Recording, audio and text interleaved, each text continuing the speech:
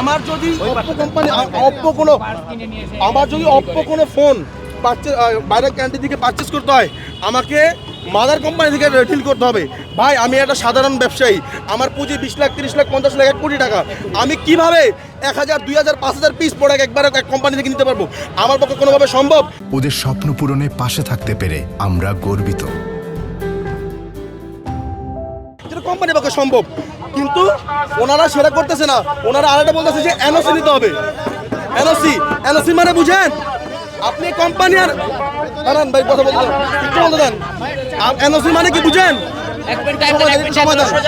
NOC মানে বুঝেন? NOC মানে যে কোম্পানি বাংলাদেশে প্রোডাক্ট ইম্পোর্ট করে তার থেকে লাইসেন্স নিতে পারমিশন নিতে হবে, যে আপনি আমাকে পারমিশন দেন আপনার জিনিস আমি আনবো। এর মানে কি বুঝেন?